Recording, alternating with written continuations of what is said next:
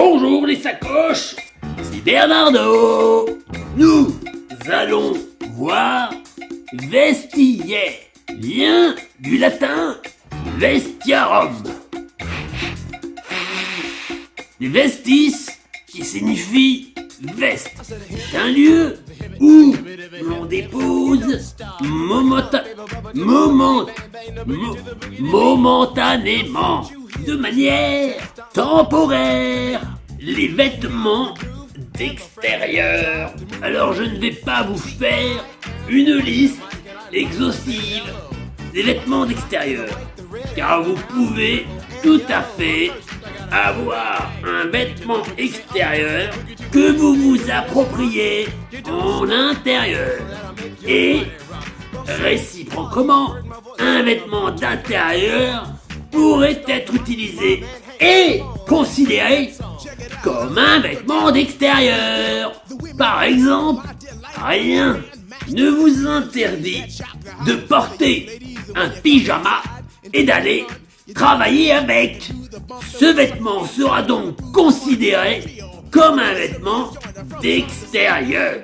Inversement, vous êtes libre de dormir dans une combi de ski, ce qui en fait de facto un vêtement d'intérieur. Mais pour que cela parle au plus grand nombre, voici quelques exemples. On parle ici de canne, et ce n'est en aucun cas de sucre que vous auriez en sachet au fond de la poche. Il s'agit de canne en bois, en métal, qu'importe le matériau utilisé, mais c'est la canne de maintien. Il n'est pas surprenant, passé un certain âge, de voir apparaître cet ustensile pour nous aider à nous déplacer. On dit souvent que la canne est le précurseur du déambulateur. Dans le Petit Robert, on nous parle des vestiaires de théâtre. On y note même la dame du vestiaire. Il est de coutume de confier son objet ou son vêtement à une personne tierce. À cet instant, sachez que la personne tierce ne prend nullement la responsabilité en cas de perte ou en cas de vol. Communément, le vestiaire est le lieu où l'on revêt la tenue propre. La tenue propre à une activité dite sportive ou professionnelle. Et là, l'exemple est clair. Lorsque le dimanche matin, vous vous rendez à votre club dit de curling, vous n'y allez pas en tenue de curling. Votre tenue est généralement contenue dans un sac dit de sport. Donc, à votre arrivée au vestiaire, vous permutez votre tenue portée et la tenue insérée dans votre sac. Il y a transformation, activité professionnelle. Beaucoup de professions nécessitent le port d'une tenue spécifique.